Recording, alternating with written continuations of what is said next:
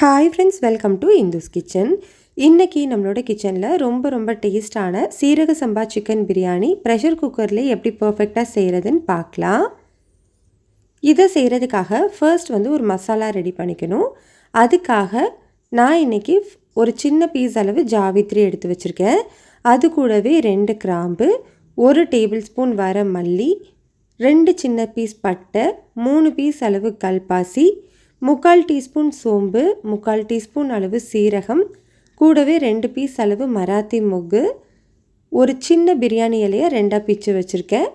கூடவே ஒரு 3/4 டீஸ்பூன் அளவு மிளகு, 2 ஏலக்காய், இதெல்லாமே சேர்த்துக்கணும். சப்போஸ் உங்கள்கிட்ட ஜாவித்ரி இல்லைன்னா நீங்கள் அதை ஸ்கிப் பண்ணிக்கோங்க. ஆனால் சேர்க்கும்போது நல்ல வாசனையோடு இருக்கும். இப்போ இது எல்லாத்தையுமே அப்படியே ஒரு மிக்ஸி ஜாருக்கு மாற்றிக்கலாம். இப்போ இதை எந்த அளவுக்கு முடியுமோ அந்த அளவுக்கு ஸ்மூத்தாக அரைச்சி எடுத்துக்கோங்க. இப்போ பாருங்கள், நம்மளுக்கு பிரியாணி மசாலா ரெடி ஆகிடுச்சு. அரைச்சி வச்சுருக்கிற இந்த மசாலாவை தனியாக வச்சுக்கோங்க. இப்போது இதே மிக்ஸி ஜாரில் 1 கைப்பிடி அளவு கொத்தமல்லி, அதே 1 கைப்பிடி அளவு புதினா, காரத்துக்கு 2 பச்சை மிளகாய் சேர்த்துருக்கேன். உங்களோட காரத்துக்கு ஏற்ற மாதிரி மிளகாயோட அளவை எடுத்துக்கோங்க. இப்போ இதில் கொஞ்சமாக தண்ணி சேர்த்து நல்லா ஸ்மூத்தான பேஸ்ட்டாக அரைச்சி எடுத்துக்கலாம். இப்போ பாருங்கள், நம்மளுக்கு புதினா கொத்தமல்லி பேஸ்ட் ரெடி ஆகிடுச்சு. இந்த பேஸ்ட்டும் தனியாக இருக்கட்டும். பிரியாணி செய்கிறதுக்காக நான் இன்றைக்கி ஒரு சின்ன டம்ளரில் 2 டம்ளர் அளவு அரிசி எடுத்து வச்சுருக்கேன். இது கிட்டத்தட்ட ஒரு 350 கிராம் அளவு அரிசி இருக்கும். தண்ணியில் நல்லா 2 முறை அரிசியை கழுவிட்டு அதில் ஒரு 3 கப் அளவு தண்ணி சேர்த்து இதை நம்ம ஊற வச்சுக்கலாம். நம்ம பிரியாணி மசாலா எல்லாமே ரெடி பண்ணுற வரைக்கும் இது ஊறினா போதும். இப்போ பிரியாணி செய்கிறதுக்காக ஒரு குக்கரில் 3 டேபிள் ஸ்பூன் எண்ணெய் சேர்த்துருக்கேன். எண்ணெய்க்கு பதிலாக நீங்கள் பாதி அளவு நெய், பாதி எண்ணெய் கூட சேர்த்துக்கலாம். எண்ணெய் சூடானதுக்கப்புறமா 2 பிரியாணி இலை, 1 மராத்தி மொக்கு, 2 சின்ன சைஸ் பட்டை, கூடவே 1/2 டீஸ்பூன் சோம்பு சேர்த்துக்கலாம். சோம்பு நல்லா பொரிஞ்சதுக்கு அப்புறமா இதில் 2 பெரிய வெங்காயத்தை நீளமாக கட் பண்ணி வச்சுருக்கேன். அதை சேர்த்துக்கோங்க. வெங்காயம் சேர்த்துட்டு இந்த வெங்காயம் நல்ல ஒரு கோல்டன் கலர் வர வரைக்கும் வதக்கிக்கணும். வெங்காயம் நல்லா வதங்கும் போது தான் நம்மளுக்கு பிரியாணி நல்ல ஃப்ளேவரோடு கிடைக்கும்.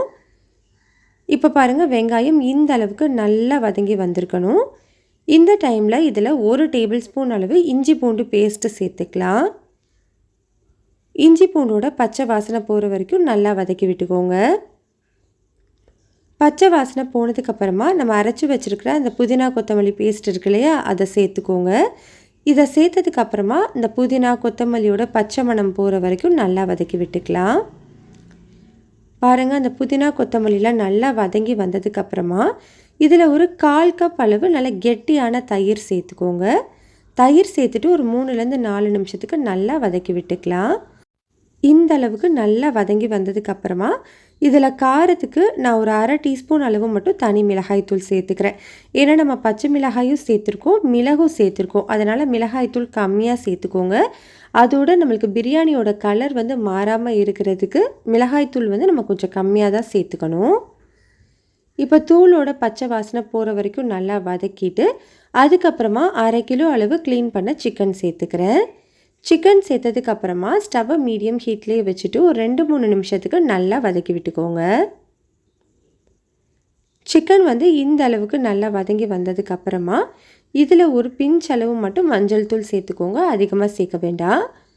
இப்போ இது கூடவே நம்ம ஃப்ரெஷ்ஷாக ரெடி பண்ணி வச்சுருந்த பிரியாணி மசாலாவும் சேர்த்துக்கோங்க. மசாலா சேர்த்துட்டு ஒரு 2-3 நிமிஷத்துக்கு நல்லா வதக்கி விட்டுக்கோங்க. இந்த மசாலாவை நீங்கள் உள்ளே சேர்த்த உடனே அந்த பிரியாணியோட வாசனையே ரொம்பவே சூப்பராக இருக்கும்.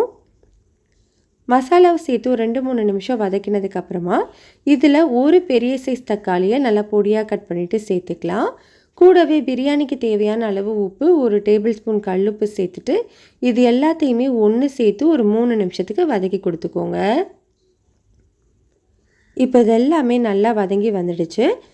நீங்கள் எந்த டம்ளரில் 2 டம்ளர் அளவு அரிசி எடுத்தீங்களோ அதே டம்ளரில் 4 டம்ளர் அளவு தண்ணி சேர்த்துக்கோங்க. சீரக சம்பா அரிசியை பொறுத்த வரைக்கும் 1 கப் அரிசிக்கு 2 கப் அளவு தண்ணிங்கிறது தான் மெஷர்மெண்ட்டு. நான் எந்த டம்ளரில் 2 டம்ளர் அரிசி எடுத்தனோ அதே டம்ளரில் 4 டம்ளர் தண்ணியை மெஷர் பண்ணி வச்சுருந்தேன். அதை தான் சேர்த்துக்கிட்டேன். தண்ணி சேர்த்து நல்லா மிக்ஸ் பண்ணி விட்டுட்டு இதை நல்லா கொதிக்க வச்சுக்கோங்க. 3-4 நிமிஷத்துல இது நல்லா இந்த மாதிரி கொதிச்சு வர ஆரம்பிக்கும். இந்த டைமில் இதில் பாதி லெமனோட ஜூஸ் சேர்த்துக்கலாம். லெமன் ஜூஸ் சேர்க்கும்போது நம்ம பிரியாணியில் சேர்க்குற அந்த ரைஸ் வந்து நல்ல சாஃப்டன் கொடுக்கும். சிக்கனும் நல்லா சாஃப்டாக வெந்து வரும். லெமன் ஜூஸ் சேர்த்ததுக்கப்புறமா நம்ம ஊற வச்சுருந்தோம் இல்லையா அரிசி, அதில் உள்ள தண்ணியை சுத்தமாக வடிச்சிட்டு அரிசியை மட்டும் சேர்த்துக்கோங்க. பிரியாணி நல்லா உதிரி உதிரியாக கிடைக்கணும் அப்படின்னா நம்மளுக்கு தண்ணியோட அளவு ரொம்ப ரொம்ப முக்கியம். அதனால் அரிசியில் இருக்கிற தண்ணி எல்லாத்தையும் சுத்தமாக வடிச்சிட்டு அதுக்கப்புறமா சேர்த்துக்கோங்க. சேர்த்துட்டு இதை ஒரு முறை லைட்டாக மிக்ஸ் பண்ணி கொடுத்துக்கோங்க. ரொம்ப அழுத்தம் கொடுக்காமல் மிக்ஸ் பண்ணிக்கோங்க. மிக்ஸ் பண்ணிவிட்டு ப்ரெஷர் குக்கரை மூடி விசில் வச்சு ஹை ஹீட்டில் 2 விசில் வச்சு எடுத்துக்கலாம். 2 விசிலுக்கு அப்புறமா ப்ரெஷர் எல்லாமே ரிலீஸ் ஆனதுக்கப்புறம் ஓப்பன் பண்ணி வச்சுருக்கேன் பாருங்கள். நம்மளுக்கு சூப்பரான சீரக சம்பா ரைஸ் சிக்கன் பிரியாணி ரெடி ஆகிடுச்சு. இந்த மாதிரி ஓரத்துலேருந்து ஃபஸ்ட்டு எடுத்து கொடுத்துட்டு அதுக்கப்புறமா மிக்ஸ் பண்ணிக்கோங்க. அவ்வளோதான், நம்மளுக்கு டேஸ்டான சிக்கன் பிரியாணி ரெடி. கட்டாயம் இந்த மெத்தடில் நீங்கள் ட்ரை பண்ணி பாருங்கள். டேஸ்ட் வந்து ரொம்ப ரொம்ப சூப்பராக இருக்கும். ரெசிபி பிடிச்சிருந்தால் லைக் பண்ணி ஷேர் பண்ணி இந்துஸ் கிச்சனை சப்ஸ்கிரைப் பண்ணிக்கோங்க.